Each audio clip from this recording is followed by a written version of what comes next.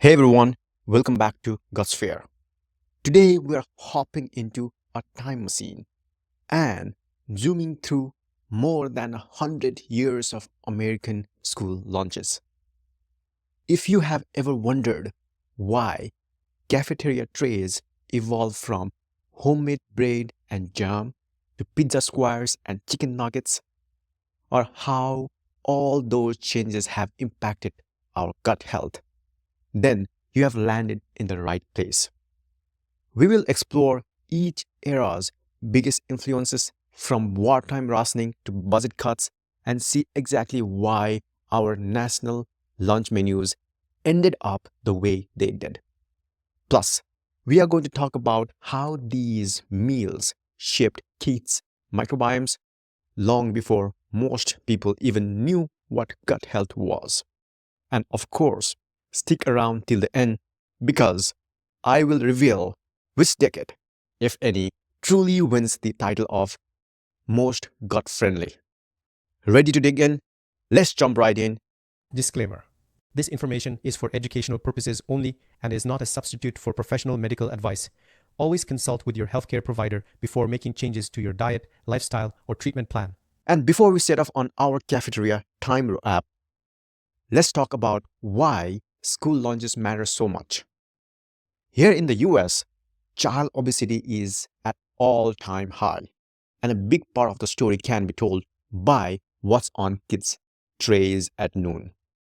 These midday meals don't just fill bellies, they can actually shape food culture, build nutritional awareness, and even set up habits that follow us for life. Think about it. If you grew up on frozen chicken nuggets and chocolate milk, that could influence what you consider normal well into adulthood. So, if we can care about our kids' health and their gut health in particular, school lunches are a huge piece of the puzzle. Now, let's hop back to the early 1900s and see where this all began. Picture it, the early 1900s. There was no such thing as a federal school lunch program. Kids usually just brought food from home, maybe thick slices of homemade bread topped with jam or salted meat, plus an apple if they were lucky. Since most families lived on farms or in small towns, everything was locally sourced, which meant fewer preservatives but also very little variety. Child labor was also common, so many children ate these simple homemade meals on the job or during short school breaks. What's fascinating is that much of the bread at this time was naturally leavened or sourdough based, which is actually better for digestion and carry beneficial bacteria. So that's a surprise little gut health perk right there. But on the downside, there weren't many fermented vegetables, pickles, or yogurts making it into these lunch pails. So the overall diet lacked diversity. All in all, the biggest plus in this era was absence of artificial additives. And the biggest minus was the narrow food range and limited awareness of nutritional balance. Now, rolling into the 1910s, we start to see these awesome penny lunches, often organized by women's clubs or reformers who realized kids needed hot, affordable meals to stay energized. For just a few pennies, children could get a bowl of soup or stew, sometimes a peanut butter sandwich. Peanut butter was fairly new to the mainstream, and maybe even homemade pickles. In big cities, these programs thrived in school basements. In rural areas, families still sent kids with home packed lunches. Here's where we get a tiny bit of gut health magic. If the pickles were naturally fermented, not the modern vinegar based kind, they would have had probiotic benefits, which is great for digestion. Peanut butter also provided plant based protein and some healthy fats. The sanitation standards weren't always the best. Nevertheless, for just a few pennies. It was a life-changing option for kids who otherwise might have gone hungry. Then we hit the roaring 20s, at least until the stock market crash in 1929. Milk became a staple in many schools, especially once pasteurization caught on and sandwiches were still the go-to. Thanks to industrialization, refined white flour and sugar rose in popularity, seen as convenient and modern. This meant the high-fiber whole grain breads were overshadowed by soft white loaves. From a gut health perspective, the shift to a refined carbs was a step down because fiber intake started dropping. And on the bright side, milk provided protein and calcium, but it didn't do much to boost the diversity of gut microbes. Hot lunches cost around 5 to 10 cents, which was okay for some families, but not everyone had the spare change. Now the 1930s saw the Great Depression, which meant widespread malnutrition. Government relief programs and charities stepped in, offering staples like bread, beans, and sometimes free milk. Soup kitchens also popped up for kids in city schools.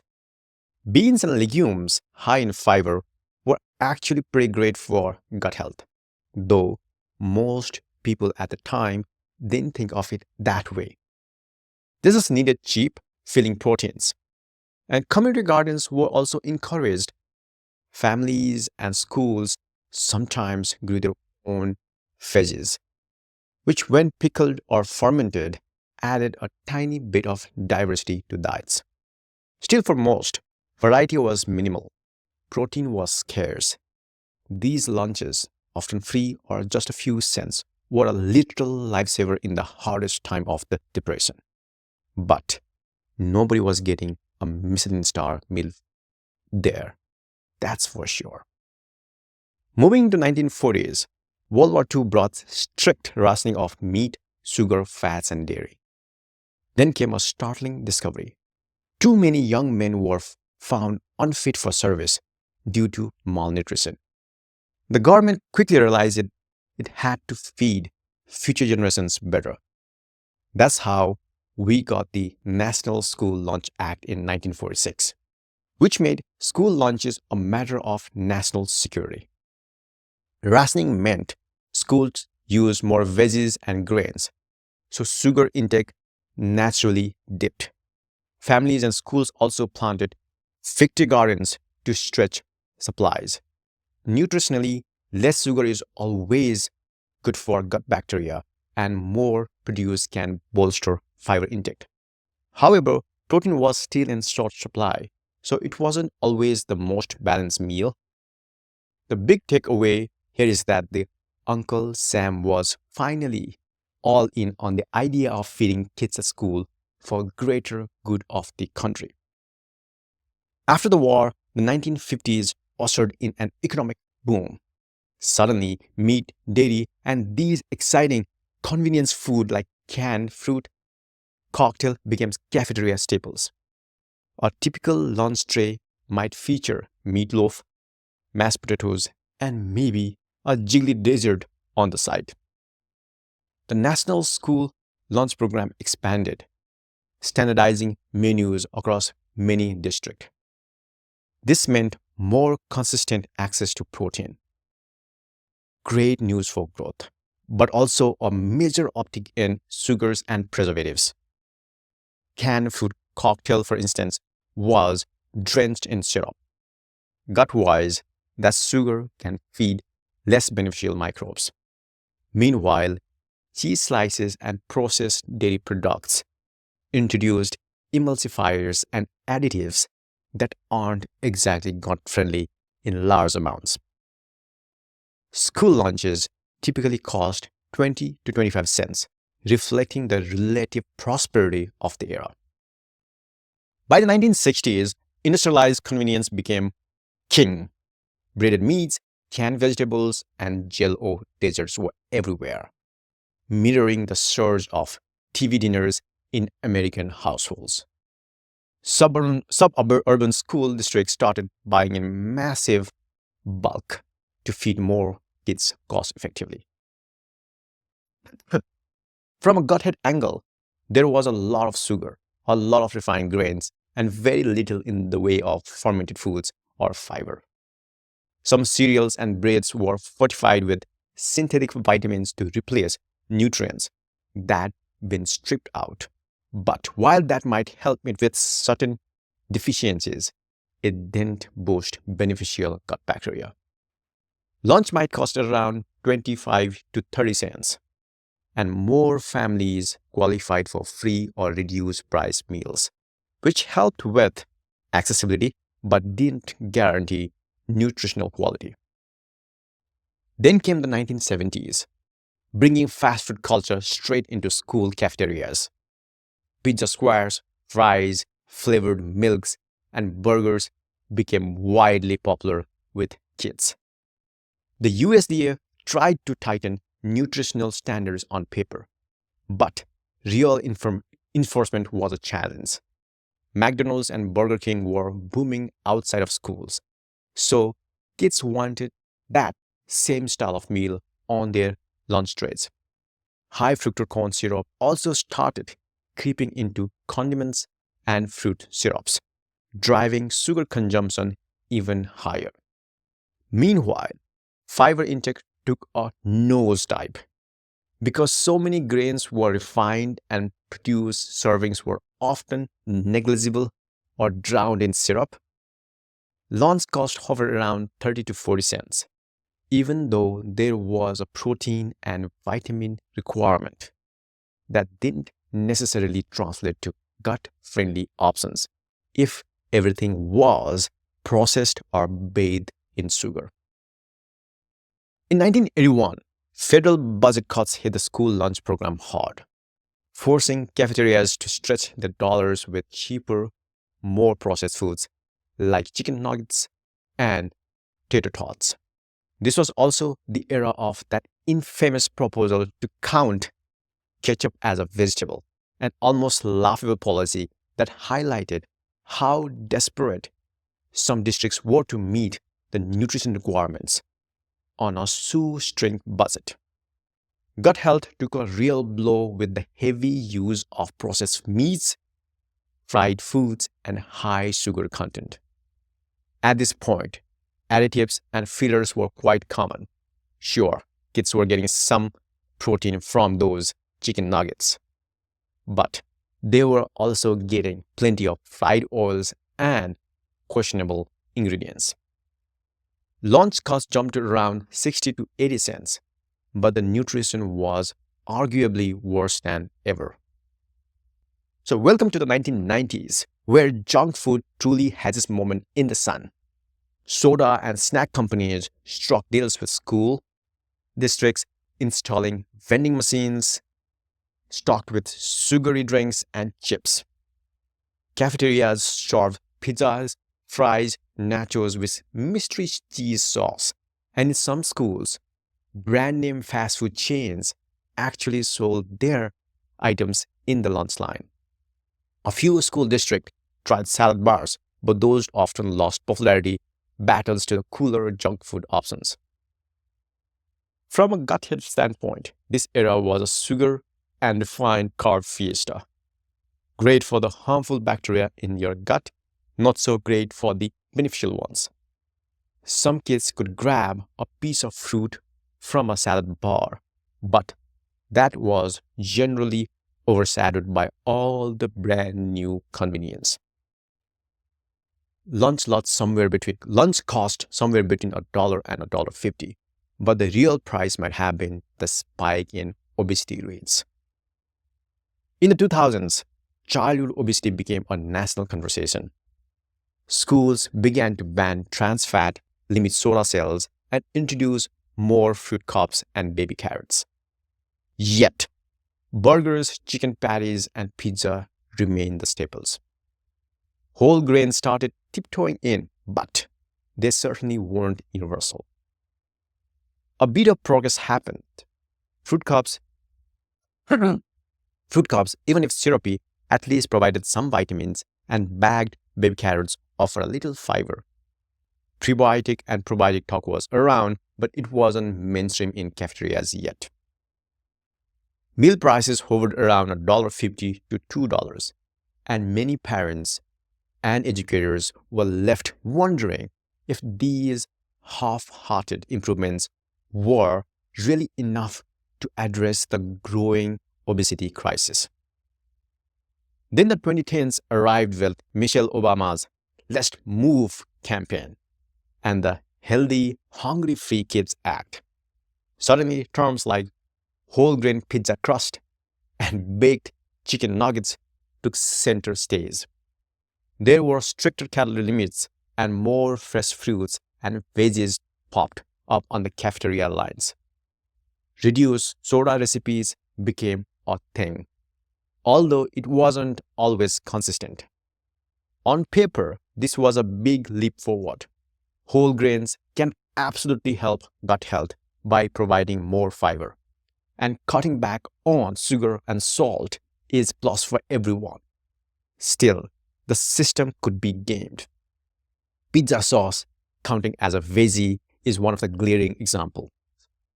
Meanwhile, budgets were still tight in many districts, meaning organic or scratch-cooked meals were out of reach for most. Lunch prices ranged from $2 to $3, and while some saw improvements, the transformation was far from complete. You might expect the 2020s to be the pinnacle of farm to stable school lunches, and in some progressive districts, it is Greek yogurt, locally sourced greens, and even kombucha in certain adventurous places. But the harsh reality for the vast majority of American schools is continued reliance on frozen, ultra-processed foods, and the pandemic-related supply chain issues forced many cafeterias back into whatever shelf-stable items they could get. And the social media videos exposing grim lunch trays have gone viral. On the bright side, where there is funding and community support, schools are implementing scratch cooking, farm partnerships, and more diverse menus.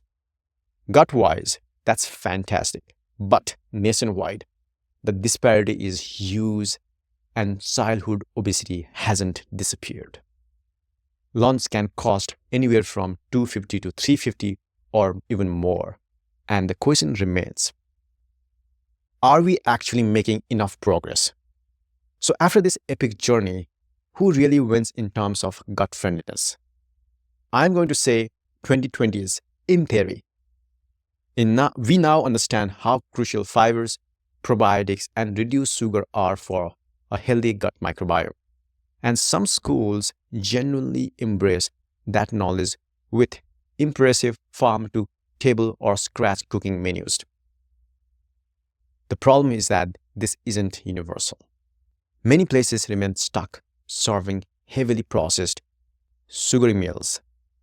It's like we have the blueprint for the better lunches, but we are not consistently building them. This disconnect between what we know works and what we actually do helps explain why childhood obesity continues to climb.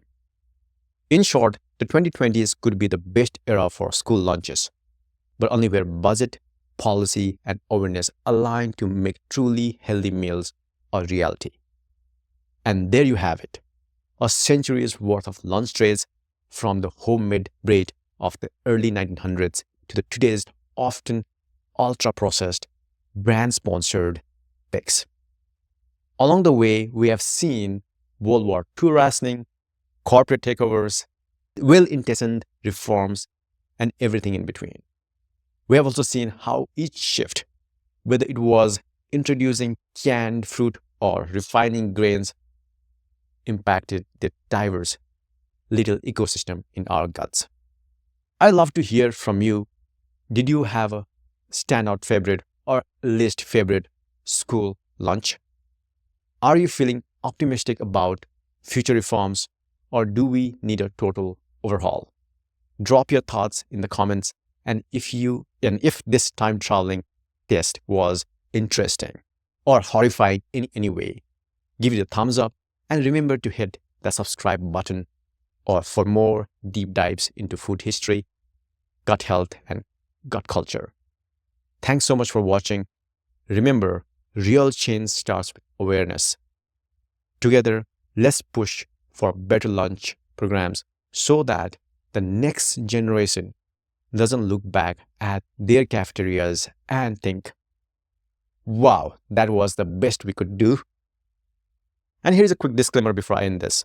All cost, menus, and historical facts here reflect general US trends. Real experiences differ across districts and regions. This video is meant for educational and entertainment purposes, not as an official nutrition guide. Thank you and see you next time.